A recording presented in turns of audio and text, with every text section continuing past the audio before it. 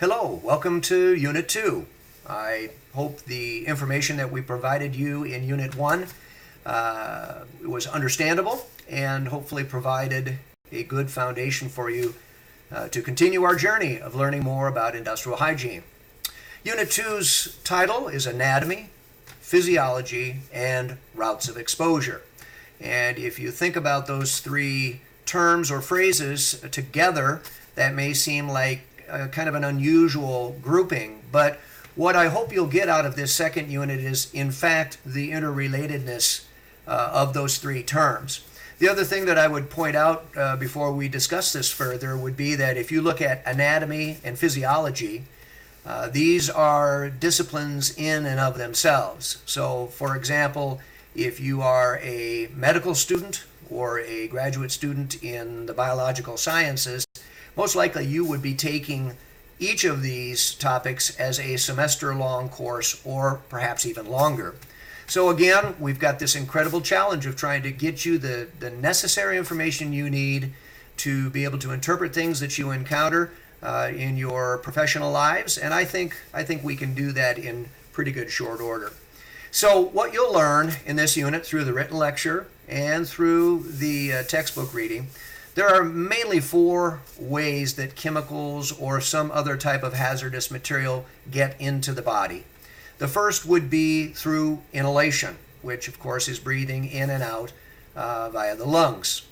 The second form of exposure would be skin or eye exposure, and I like to lump those two together, although we will deal with them separately as we walk through the material. The third route of exposure is ingestion, which means swallowing something and getting it into our stomach, and then it be distributed throughout the rest of our body. The fourth route of exposure is injection, and that is where something that is hazardous or toxic to our body is directly injected into the body. Think of a needle that has some biological fluid contamination on it and it being injected into the muscle in your arm.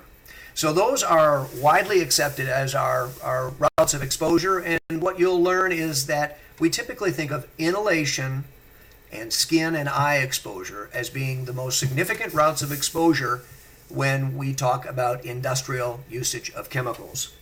So, routes of exposure. If you think about a hazardous material and as it is generated, let's take an airborne sample for example. Let's say that I am in a welding shop and I am doing TIG welding on a piece of stainless steel. As I do that welding process, airborne contaminants are going to be generated. So there's the first factor that we need to think about when we talk about routes of exposure and exposure potential. That is, what is the physical process that we are doing that would generate, in this case, an airborne contaminant? Well, the next thing that has to happen is that airborne contaminant needs to somehow travel to where the employee or another worker is standing. So I've generated a contaminant in the air. It's now in the air and it's going to be traveling to the worker.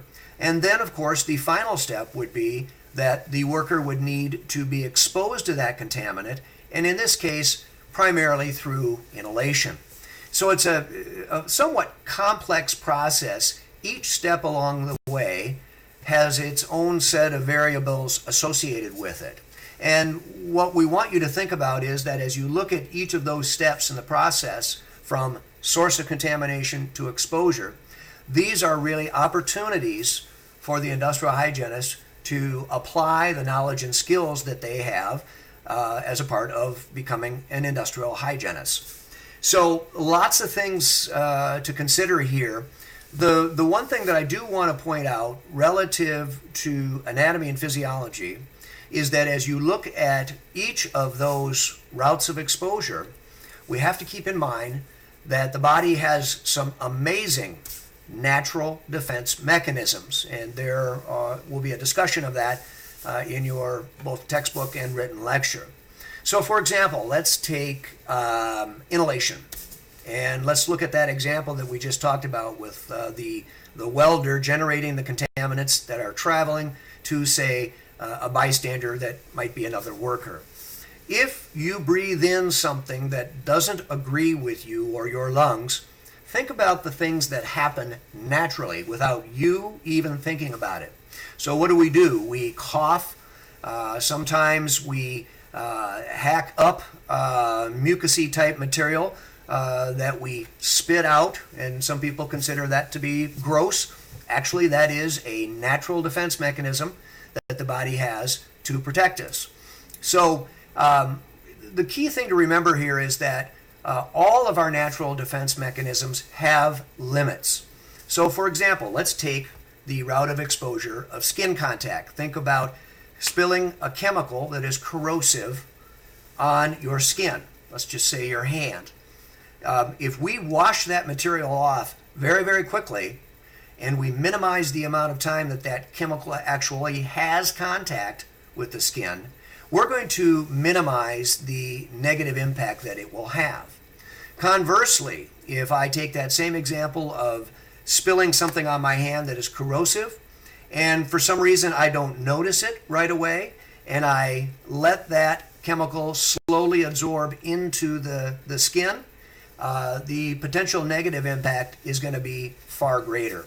So again, opportunities to apply what we know as industrial hygienists. So for example, you might take that skin example and the hand and think about it in terms of a protective glove.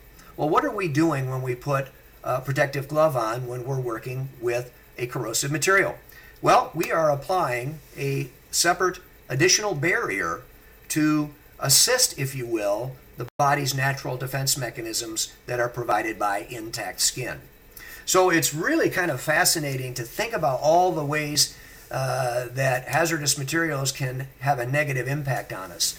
That's probably another good talking point, is as we talk about this and we read about industrial hygiene, think about all the different types of hazardous materials and potentially hazardous exposures that could occur out there.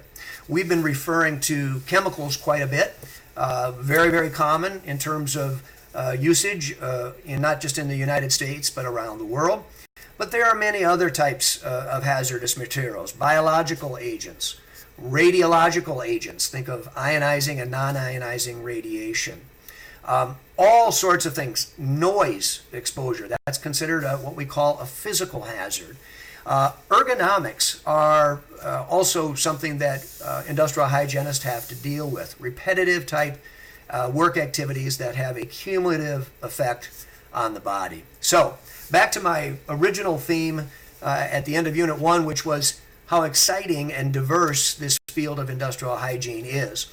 I think you're going to have a much greater appreciation of that as you study anatomy and physiology and routes of exposure.